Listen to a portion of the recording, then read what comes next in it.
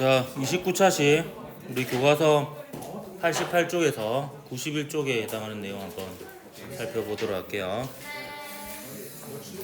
자, 이제 본격적인 시작이죠. 원자와 전기력에 대해서 살펴볼 텐데, 이거는 실제 학습 목표와 이제 출제되어지는 문제 사이의 괴리가 굉장히 큰 단원이다 이렇게 볼 수가 있겠습니다.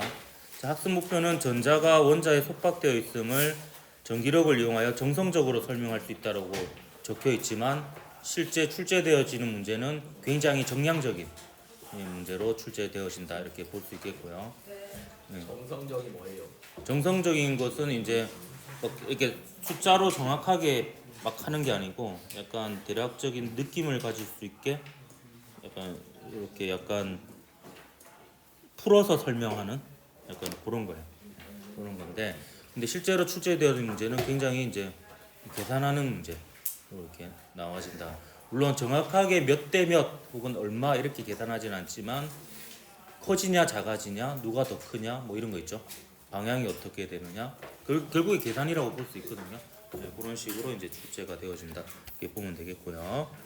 원자의 구조부터 먼저 간단하게 살펴보면 원자는 양성자하고 중성자로 이루어져 있는 중심에 있는 원자핵이 있고요. 이게 원자 질량의 대부분을 차지합니다. 그래서 양성자 한 개의 질량이 중성자 한 개의 질량과 거의 비슷하고요. 양성자 한 개의 질량이 전자의 질량에 비해서 대략 한 2000배 정도 더 커서 보통 원자의 질량을 얘기할 때 전자의 질량은 좀 무시하는 경우가 있습니다. 그래서 그 원자 핵을 이루는 중성자와 양성자의 수를 핵자수라고도 하지만 질량수라고도 하는 거예요. 왜냐하면 이 숫자가 결국에 거의 질량을 결정짓는 숫자이기 때문에 그렇다 이렇게 볼 수 있고요. 그 주위로 전자가 있습니다. 보어의 이론에서는 이제 전자가 보어의 이론까지는요. 러더퍼드 보어까지는 전자가 원운동한다라고 얘기했었고요. 근데 그 드브로이에 의해서 이제 정상파 형태로 존재한다고 했다가 최종적인 현대 원자 모형에서는 그 정상파로 존재하는 것도 아니고 그냥 전자가 존재한다 이렇게 보고 있습니다. 그래서 그 전자의 확률 분포를 형상화시킨 것을 이제 우리가 전자구름이라고 얘기를 하는 거고요. 그래서 이게 크기 비율로 따지면 우리 하물고등학교의 농구공이 원자핵이라고 하면 저기 한 동구의 연포산쯤, 동구 바닷가 근처쯤에 이제 전자가 한 개 조그맣게 이렇게 쌀알 정도 이렇게 하나 있다 이렇게 볼 수 있습니다. 대부분이 이제 비어 있는 이런 상태인데 꽉 차 보이는 이유는 우리가 보는 거는 전자기파로 모든 걸 인지하는 거고요. 그 다음에 비어 있는데도 불구하고 통과하지 못하는 이유는 맨 바깥쪽이 전부 다 결국에 전자로 이루어져 있으니까 전기력에 의해서 청력에 의해서 우리가 빈 공간을 통과하지 못한다 이렇게 볼 수 있습니다. 근데 우주에서 날아오는 방사선 중에서 예를 들어 중성미자 같은 경우에는 굉장히 크기가 작고 전하량도 0이거든요. 그래서 이런 녀석들은 실제로 지구를 그냥 막 관통하기도 해요. 그 정도로 실제로 이제 물질들이 대부분 원래 공간적으로 봤을 때는 비어 있다 이렇게 볼 수가 있습니다. 그리고 보통 원자는 중성이죠. 왜냐하면 원자핵에 있는 양성자 수와 전자의 수가 보통 같습니다. 그래서 전자 한 개, 양성자 한 개의 전하량이 기본 전하량으로 같아서 중성을 이루는데요. 근데 두 물체를 서로 문지르면 두 물체 사이에 전자가 이동해서 각 물체가 전하를 띈 상태가 되기도 하는데요. 이러한 과정을 대전이라고 이렇게 얘기를 합니다. 서울, 대전, 대구, 미안합니다.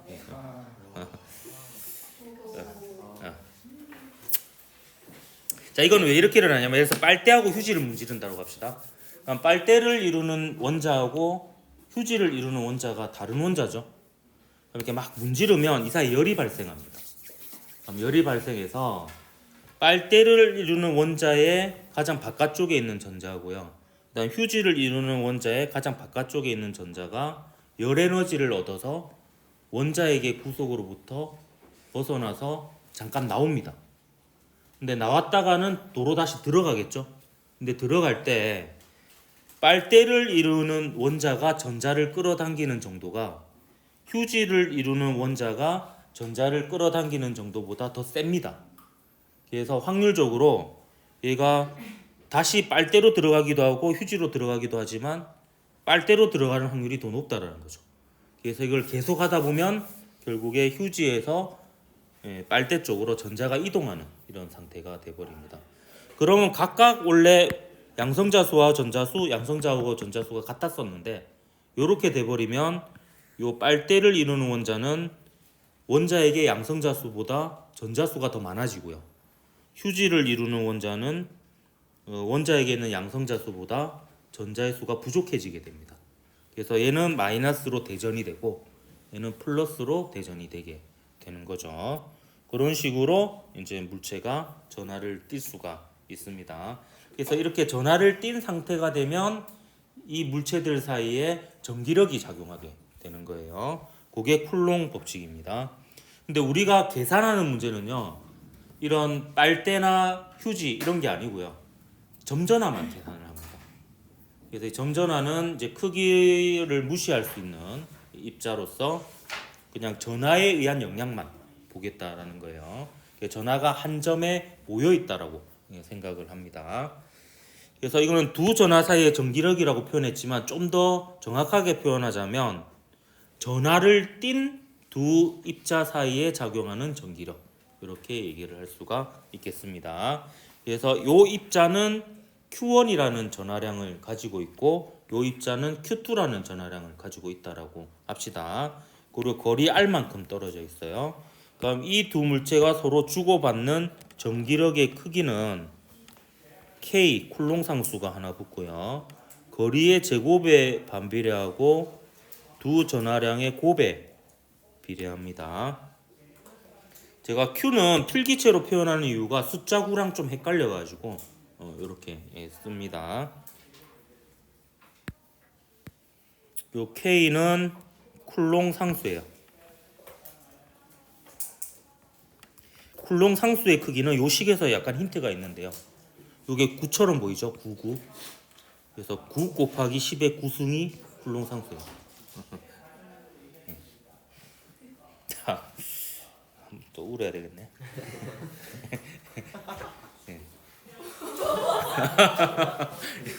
네, 고맙습니다. 9 곱하기 9의 9승. 야, 너 지금 벌써 세뜩 적고 있는데 지금 너 사진 다 박혀 있다 이렇게. 얘가 웃었는지 안 웃었는지 다 보고 이렇게 쓰고 있어.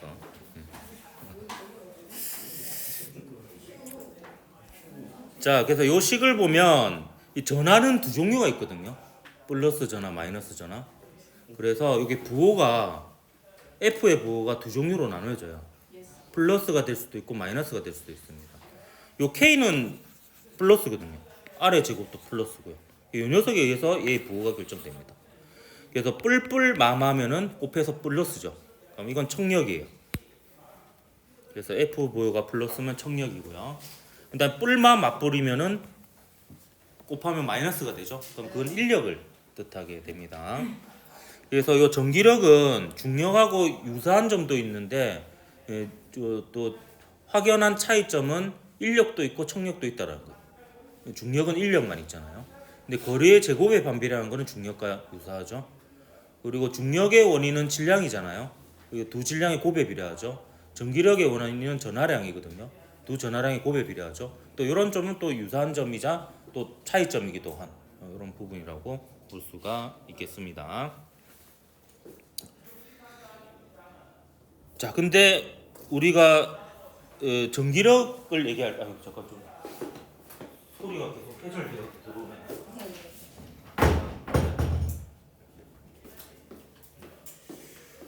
자, 우리 전기장에 대해서 좀 얘기할 텐데 지금 이 단원을 좀 여러분들이 어려워하는 이유가 역학은 머릿속으로 좀 그려지는데 이 전기력도 마찬가지지만 이 전기장이라는 개념 자체가 되게 모호해요. 눈에 보이는 게 아니거든요. 그래서 요거에 대해서 좀 익숙해져야 되는 부분이 있는데 이 전기장의 정의하고 구하는 방법 뭐 이런 것들에 대해서 좀 보도록 할게요. 일단 전기장은 전기력이 작용하는 공간의 특성을 나타내는 물리량으로서 눈에 보이는 양은 아닙니다. 근데 어떤 공간에 전기장이 있는지를 알고 싶으면 그 공간에 전하를 띤 입자를 갖다 놓아 보면 돼요. 갖다 놓았을 때 그 전하가 그 공간에서 전기력을 받잖아요. 그래서 속도가 변하잖아요. 그러면 전기장이 있는 거예요. 그럼 그 방향은 어떻게 결정되느냐? 거기에 만약에 양전하를 놓았을 때 그 공간에 이제 양전하를 놓았을 때요. 그 양전하가 받는 전기력의 방향이 그 지점에서의 전기장의 방향이다. 이렇게 정의가 내려집니다. 그래서 어떤 지점에 양전하를 놨어요. 걔가 오른쪽으로 힘을 받았어. 그럼 그 지점의 전기장 방향은 오른쪽인 거예요. 아, 거꾸로 음전하를 놓으면 왼쪽으로 힘을 받겠죠. 네, 그렇게 됩니다. 그래서 음전하가 받는 전기력의 반대 방향이 그 지점의 전기장의 방향이 되겠습니다. 그리고 세기는요. 일단 적고 나서 설명할게요. 전기장의 세기는 단위 전하당 즉 1쿨롱당 받는 전기력의 크기가 전기장의 세기가 되겠습니다. 그러면 사실 1쿨롱에 해당하는 전하를 갖다 놓으면 끝나는 거예요. 그러면 그 녀석이 받는 힘의 방향이 전기장 방향이고 그 녀석이 받는 힘의 크기가 전기장의 크기가 되는 겁니다. 그래서 전기장이 만약에 오른쪽으로 단위가 그럼 이렇게 되겠죠. 뉴턴 퍼 쿨롱이 됩니다. 그래서 전기장이 오른쪽으로 2뉴턴 쿨롱이다. 2뉴턴 퍼 쿨롱이다. 그럼 거기에 1쿨롱을 놓으면 오른쪽으로 2뉴턴을 받는 거고요. 2쿨롱의 전하를 놓으면 오른쪽으로 4뉴턴을 받게 되는 겁니다. 마이너스 2쿨롱을 놓으면 왼쪽으로 2뉴턴을 받는 거고 마이너스 3쿨롱을 놓으면 왼쪽으로 6뉴턴을 받게 되는 겁니다. 그래서 전기장 정보를 알면 어떤 전하를 어느 위치에 놨을 때 어느 방향으로 힘을 받을지를 다 알기 때문에 결국에 전기력에 대한 모든 정보를 알게 된다. 이렇게 볼 수가 있겠습니다. 전기장의 단위는 공룡이네요. 예. NC 다이노스. 울산에 왔대 이제. 자 보세요. 우리가 근데 관심 있는 건 점전화 주위의 전기장이거든요. 자 보세요. 자 플러스 Q라는 양전하를 띤 입자가 있어요. 그럼 얘가 요 주변에 전기장을 만듭니다. 지금 얘는 없다고 생각하십시오. 요 주변에 전기장을 만듭니다. 근데 그러면 이제 이 공간에 전기장이 있을 거 아니에요. 여기에 플러스 전하를 띤 입자를 갖다 놨어요. 그럼 얘는 쿨롱 법칙에 의해서 양전하니까 서로 청력이 작용하겠죠. 얘 오른쪽으로 힘을 받잖아요. 그러면 이 방향이 결국에 전기장 방향인 거예요. 이 지점에서. 그래서 양전하 주위로는 얘를 중심으로 뻗어나가는 방향으로 전기장이 생긴다. 이렇게 볼 수가 있습니다. 자 그러면 이제 두 번째 예시입니다. 이번에 얘가 없다라고 치세요. 얘가 있어요. 어떤 공간에 마이너스 Q라는 음전하를 띤 입자를 갖다 놨어요. 그러면 얘가 주변에 전기장을 만들어내겠죠. 전하 주위에는 전기장이 생깁니다. 거기에 또 플러스 전하를 띤 어떤 입자를 여기 놨어요. 그럼 얘는 마이너스고 얘는 플러스니까 이 사이는 어떤 힘이 작용해요? 인력이 작용하죠. 그럼 얘는 어느 방향으로 힘을 받겠어요? 왼쪽으로 힘을 받습니다. 그러면 이 지점에서의 전기장 방향은 왼쪽이라고 볼 수 있어요. 그래서 이걸 일반적으로 얘기하면 음전하가 있으면요. 음전하가 만드는 전기장은 얘를 중심으로 이게 들어오는 방향으로 전기장이 만들어진다. 이렇게 볼 수가 있습니다.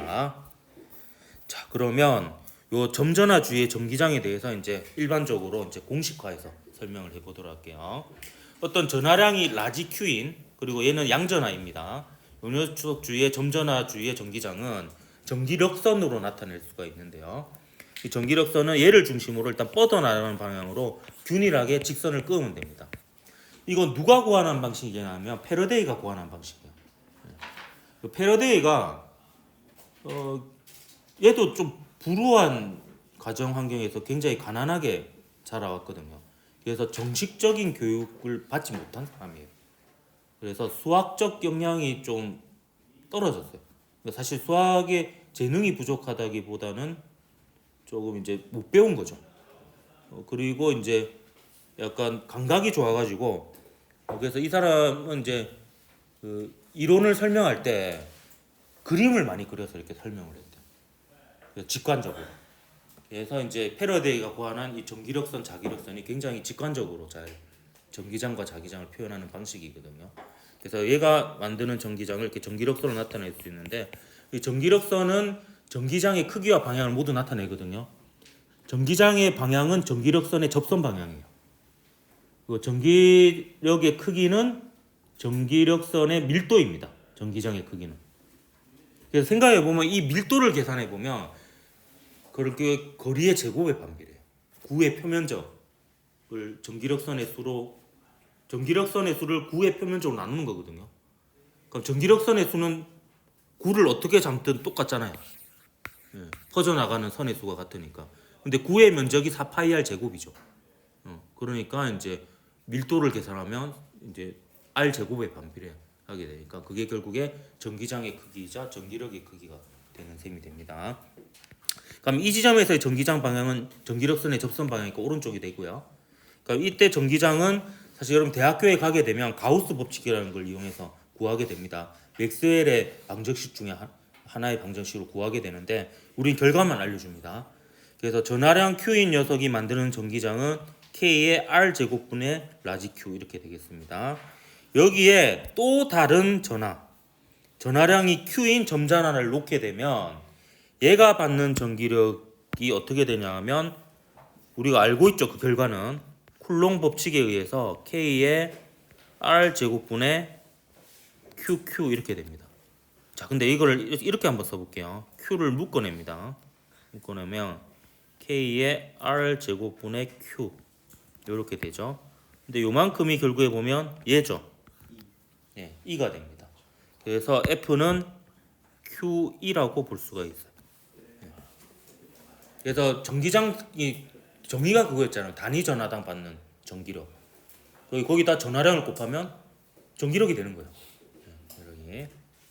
그래서 요 식이 굉장히 중요한 식입니다. 이 식이 쿨롱 법칙과 함께 이 단원 전체에서 계속 쓰이는 식이 되겠습니다. 자, 요 식 한번 잘 볼까요?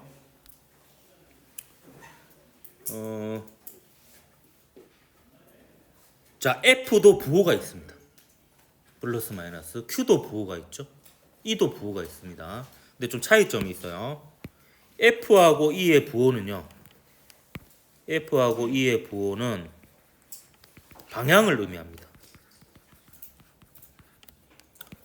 근데 요 Q의 부호는요. 전하의 종류를 의미합니다. 그래서 여러분 좀 조심해야 되는 게 F나 Q나 E는 부호가 크기하고 관계없습니다. 절대값이 크기예요. 그래서 예를 들어서 플러스 2쿨롱이 있고 마이너스 2쿨롱이 있잖아요. 그럼 전하량은 같은 겁니다. 크기는. 그냥 종류가 다른 거예요. 여러분 오른쪽으로 10N하고 왼쪽으로 10N 중에서 뭐 오른쪽 10N이 더 크다고 얘기하지 않잖아요. 뭐 그런 겁니다. 근데 에너지는 다릅니다. 에너지는 플러스가 무조건 큰 거예요. 플러스 2줄이 있고 마이너스 2줄이 있으면 플러스 2줄이 큰 겁니다. 4줄만큼 더 큰 거예요. 그래서 이제 물리량마다 부호의 의미가 다 다릅니다. 그게 크기를 의미하는 경우가 있고 크기를 의미하지 않는 경우가 있는데 요 세 가지 물리량은 전부 다 크기를 의미하지 않는다 이렇게 볼 수가 있습니다.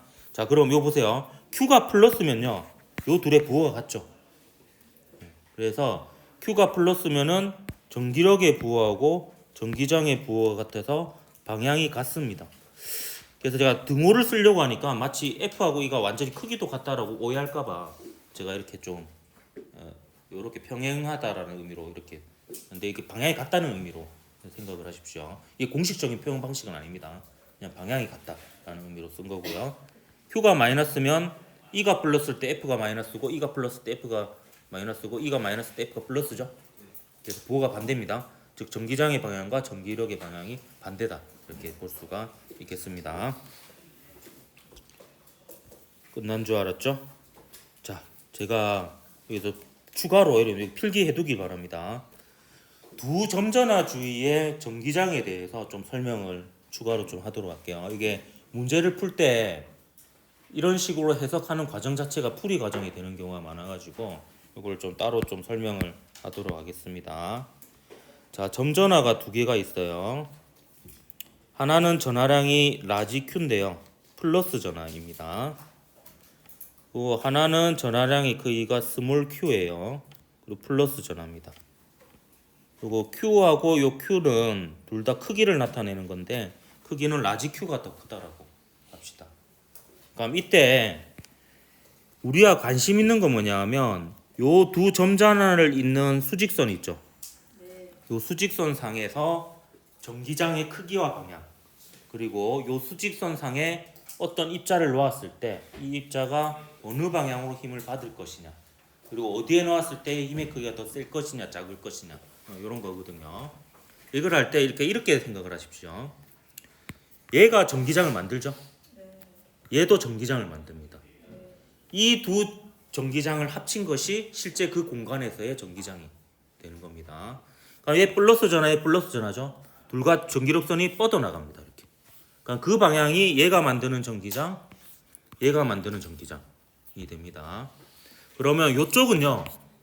여기서도 전기력선이 왼쪽으로 뻗어나가고 이쪽에서도 전기력선이 왼쪽으로 뻗어나가죠. 그럼 이 공간은 전부 다 전기장의 방향이 어느 방향이겠어요? 네, 왼쪽 방향이 됩니다.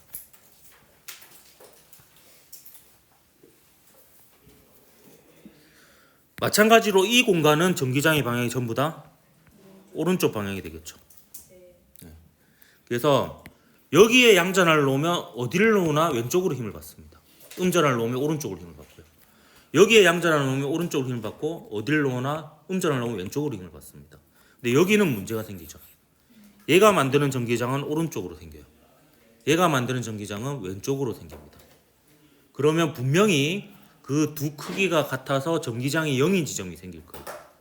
그럼 대칭적으로 요 중심보다 왼쪽에 그게 생기겠어요? 오른쪽에 생기겠어요?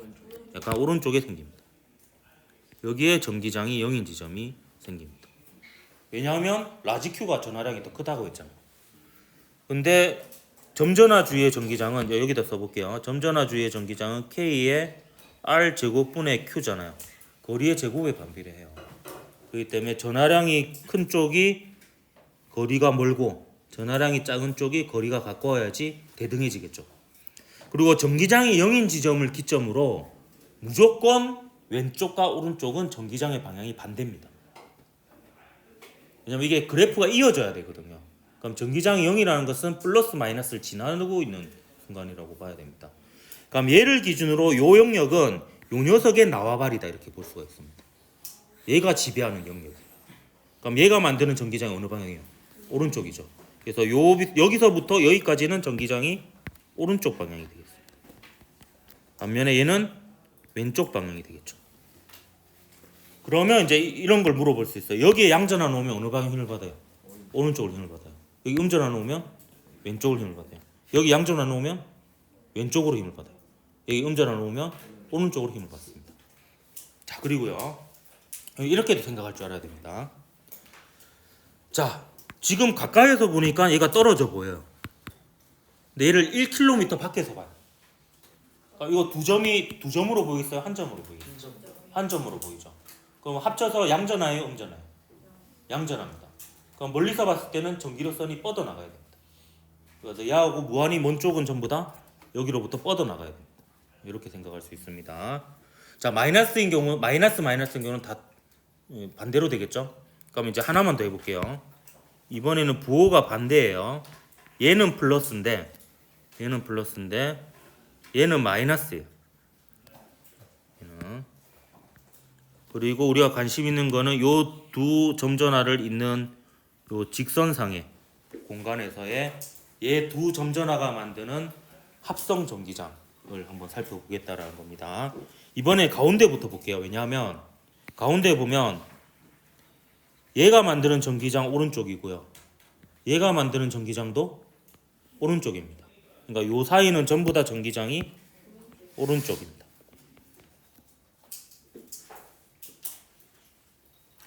자, 근데 여기 한번 볼게요. 자, 여기는요. 얘가 만드는 전기장은 왼쪽이에요.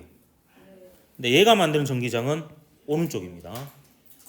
근데 얘가 전하량이 큰 데다가 이 공간은 얘하고 더 가깝기까지 해요. 그렇기 때문에 이 모든 영역은 얘가 지배하는 영역이라고 볼 수가 있습니다. 그래서 요 영역은 전부 다 전기장 방향이 왼쪽 방향이 되겠습니다. 근데 반면에 여기 한번 봅시다. 여기는 얘가 만드는 전기장은 왼쪽이에요. 근데 얘가 만드는 전기장은 오른쪽이에요. 그렇다면 분명히 자 보세요. 여기는 전하량이 큰 쪽하고 먼 쪽이에요. 전하량이 작은 쪽하고는 가까워요. 그럼 분명히 전기장이 대등한 지점이 하나 생깁니다. 그래서 전하량이 작은 쪽의 바깥쪽에 어느 한 지점에 반드시 전기장이 0인 지점이 생기는 거예요.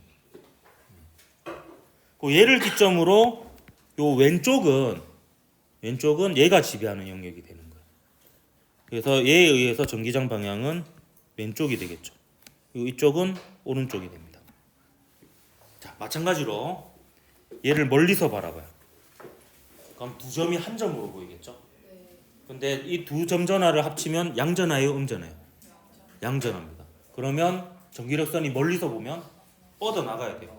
그럼 볼까요? 이 뻗어 나가죠? 여기도 뻗어 나가죠? 이렇게 되는 겁니다. 그래서 이렇게 생각해도 돼요. 여기에 전하량이 작은 쪽 바깥쪽에 전기장이 0인 지점이 있고요. 합쳐서 양전하니까 이쪽은 뻗어 나가겠네. 그리고 얘는 0을 전기장이 0인 지점을 기점으로 좌우가 전기장의 방향에 반대니까 여기 왼쪽이다. 이렇게 생각해도 됩니다. 물론 이제 얘가 음전하니까 얘하고 무한히 가까우면 무조건 얘가 지배하겠죠. 그럼 이 영역은 이 녀석이 지배하는 영역이다. 이렇게 생각해도 되고요. 일단 두 가지 방법 다 여러분이 좀 알아두면 좋을 것 같습니다. 그래서 대체로 결국에 이제 이게 어려운 이유가 점전화 두 개까지는 그나마 할 만한데 두 개, 세 개, 네 개 이렇게 가지거든요. 근데 기본 원리는 다 이렇습니다. 그래서 이러한 형태를 가지고 문제를 풀어야 돼서 이거 추가 설명을 했고요. 문제 두 개 풀어보고 마치도록 할게요. 요 두 문제가 한 중간 난이도 문제라고 보면 되겠습니다. 그러니까 요 영역에서. 근데 이 영역에서 어렵게 내면 저도 풀기 어려워요. 좀 심하게 한때 굉장히 심하게 나온 적이 있는데, 근데 최근 추세는 너무 옛날처럼 과도하게 심하게 내지는 않는 것 같더라고요. 그래서 이제 매우 어려움을 제가 몇 개 해놨는데 그거는 보지 말고 그다음에 추가로 한 세 문제 정도는 중간고사와 마찬가지로 그렇게 빼주도록 하겠습니다. 그럼 일단 같이 풀어볼게요. 2023년 6월 고3 모의평가 10번 문제입니다. 그림과 같이 점전화 ABC를 X축상에 고정하였다. 전하량의 크기는 B가 A의 2배이고, 그럼 A의 전하량이 Q라면 B의 전하량이 2Q라는 거죠. 이 그림에다가 바로 표시하겠습니다. 그리고 B와 C가 A로부터 받는 전기력의 크기는 F로 같아요. 자, B와 C가 A로부터 받는 전기력이 F로 같아요. 그러면 K의 D제곱분의 Q 곱하기 2Q하고 K의 3D의 전체의 제곱분의 Q 곱하기 QC가 같다라는 거예요. 그럼 이 암산되어집니까? QC가 얼마가 되겠습니까? 18Q가 돼야 되죠. 그래서 그러면 9D의 제곱분의 18Q 하면 D제곱분의 2Q가 되잖아요. 그렇게 됩니다. 아니면 이게 암산이 안 되면 10을 써서 이게 풀면 되겠습니다. 그래서 이 조건이 결국에 얘가 18Q라는 거를 준 거라고 볼 수가 있습니다. 그 A와 B 사이에는 서로 밀어내는 전기력이 작용해요. 그러면 자 보세요. 자, 이런 거는 제가 경우의 수로 저는 표를 그립니다. 이런 경우에 ABC가 있는데, 그러면 AB가 서로 밀어내려면 뿔뿔이거나 마마거나 둘 중에 하나죠.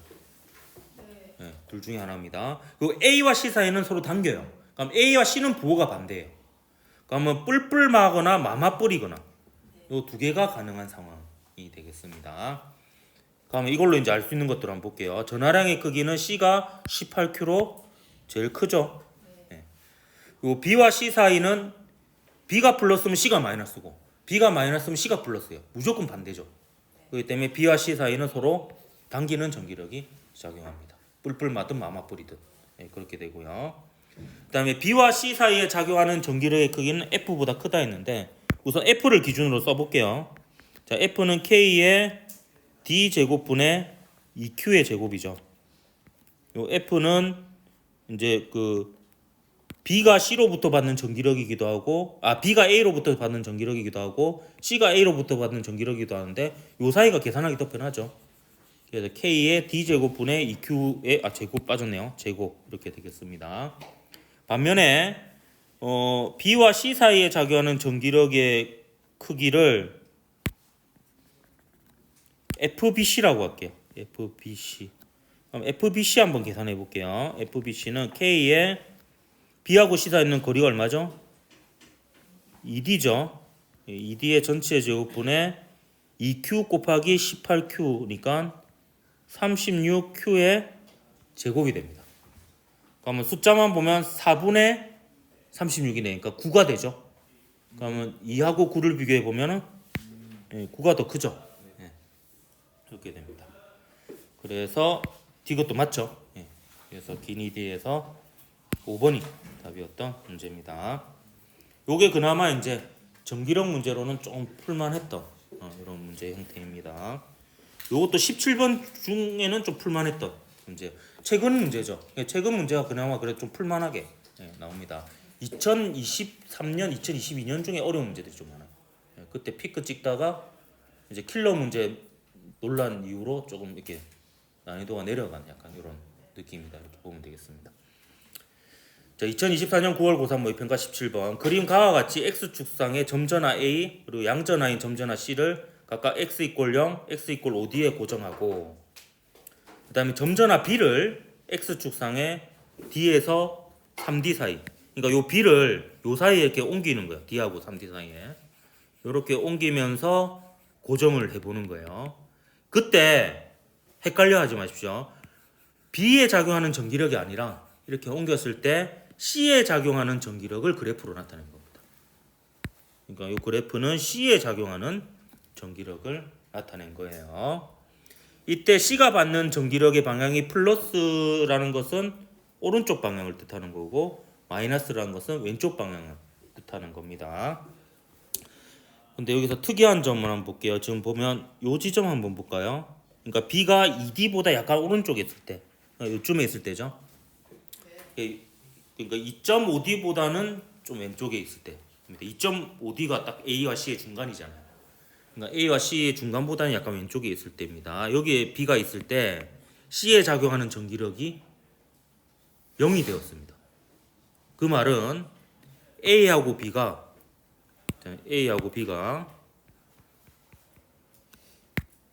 뿔마 아니면은 맞뿔이 돼야 되는 상황이에요. 왜냐하면 둘 다 뿔뿔이면 둘 다 C를 오른쪽으로 밀겠죠. 둘 다 마마면은 C를 왼쪽으로 당기니까 전기력이 0이 될 수가 없습니다. 그렇기 때문에 A와 B의 부호는 반대여야 됩니다. 자, 그리고요. 얘를 기점으로 B가 오른쪽으로 다가가면, 자 보세요. 여기 B가 여기에 있을 때 A가 C에 작용하는 전기력하고 B가 C에 작용하는 전기력이 대등했습니다. 근데 얘를 옮기면요, A가 C에 작용하는 힘은 그대로죠. 근데 얘를 이렇게 옮기면 B가 C에 작용하는 전기력은 커집니다. 커지는데 그때 힘의 방향이 플러스가 되었어요. 그러면 B의 영향이 커졌을 때 오른쪽으로 힘을 받았다는 건 B가 C를 오른쪽으로 밀고 있다는 뜻이 되겠습니다. 그럼 B의 부호가 뭐가 되겠습니까? 플러스가 되겠죠. 따라서 요 조합이 맞는 거죠. 요 조합이. 그래서 A가 마이너스고 B가 플러스여야지 요 자료가 맞는 상황이 되는 겁니다. 그래서 기억해 보면 A는 음전화이다. 맞죠? 그리고 B가 여기 있을 때 A가 C에 작용하는 전기력과 B가 C에 작용하는 전기력이 같았어요. 그럼 A가 C에 만드는 전기장과 B가 C에 만드는 전기장이 같았다라는 의미죠. 그러면 두 전하량 중에서 누가 더 커야 돼요? 예, A의 전하량이 더 커야 됩니다. 그래서 QA가 QB보다 커야 됩니다. 전하량이. 부호는 크기하고 관계없어요. 절대값이 결국에 크다라는 의미입니다. 전하량의 크기는 A가 B보다 크죠.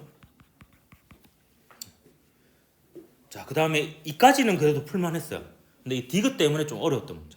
디귿 때문에 B가 x = 3D에 있을 때 B에 작용하는 전기력의 크기는 EF보다 작다라고 되어 있는데, 이때 B가 x 이꼴 3D에 있을 때 B에 작용하는 전기력의 크기를 FB라고 일단 정의해두고 이거를 한번 풀어보도록 할 건데요. 근데 이때 지금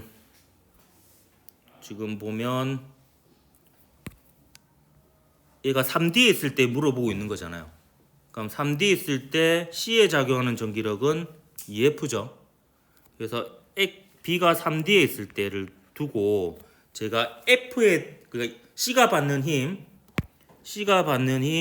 EF에 대한 식하고요. 그 다음에 B가 받는 힘 FB에 대한 식을 쓸 거예요. 쓸 건데 이때 제가 이렇게 식을 쓸 겁니다. A하고 B 사이에 작용하는 힘이 있을 거 아니에요. X 이꼴 3D일 때를 한정해서 얘기하는 겁니다. X 이꼴 3D일 때 A하고 B 사이에 작용하는 힘이 있고 B하고 C 사이에 작용하는 힘이 있고요. 그 다음에 C하고 A 사이에 작용하는 힘이 있어요. 그래서 각각의 그 힘의 크기 있죠. 힘의 크기를 FAB 그리고 FBC 그리고 FCA라고 두고 요 식을 한번 세워보도록 하겠습니다. 식을. 그럼 C는 지금 일단 어느 방향으로 힘을 받아요? 오른쪽으로 힘을 받죠. 그래서 오른쪽을 플러스로 해서 식을 세워볼게요. 세워보면 자 A가 C에 작용하는 힘은 오른쪽이에요, 왼쪽이에요? 왼쪽이죠. 그래서 크기가 FAC고 마이너스입니다. 이렇게 되죠. 그 다음에 C에 작용하는 힘은 A가 C에 작용하는 힘도 있지만 B가 C에 작용하는 힘도 있어요. B가 C에 작용하는 힘은 어느 쪽이에요? 오른쪽이에요. 그래서 플러스 FBC가 되는 거죠. BC 이렇게 됩니다. 자 이번에는 B가 받는 힘을 해보도록 할게요. 자 B가 받는 힘은요. 제가 얘가 플러스입니다. 플러스니까 A가 B의 왼쪽으로 힘을 가하고 C도 B를 왼쪽으로 미니까 얘는 왼쪽으로 힘을 받는 거예요. 그래서 오른쪽을 플러스로 해도 되지만 왼쪽으로 플러스하면 좀 더 식을 보기가 편할 거예요. 그래서 얘는 왼쪽으로 플러스로 놓고 식을 세워보도록 하겠습니다. 그럼 왼쪽을 플러스로 놓고 식을 세워보면 A가 B에 작용하는 힘도 플러스 C가 B에 작용하는 힘도 플러스가 되죠. 그럼 A가 B에 작용하는 힘은 FAB가 되고요. 그죠? 그 다음에 B가 C에 작용하는 힘은 FBC가 되죠. 근데 여기서 자 보세요. FBC에 대해서 정리를 해볼게요. FBC에 대해서 정리해보면 FBC는 EF다가 A하고 C 사이에 작용한 힘을 더한 거예요. 그래서 요만큼을 여기에다 집어넣는다고 생각해 보세요. 집어넣으면 요 식은 EF에다가 AB 사이에 작용하는 힘의 크기하고 그다음에 AC 사이에 작용하는 힘의 크기를 더한 만큼이에요. 그러면 EF보다 큰 거죠. 이렇게 되는 겁니다. 그래서 이거는 주어진 조건을 가지고 식을 세워서 비교하는 수밖에 없어요. 그래서 이런 게 좀 들어가면 좀 어렵게 나오는 문제가 되겠습니다. 그래서 디귿은 틀렸습니다. EF보다 FAB 더하기 FAC한 만큼 더 크다 이렇게 볼 수가 있죠. 그래서 1번이 답이었다 문제였습니다. 오늘 여기까지 하도록 할게요.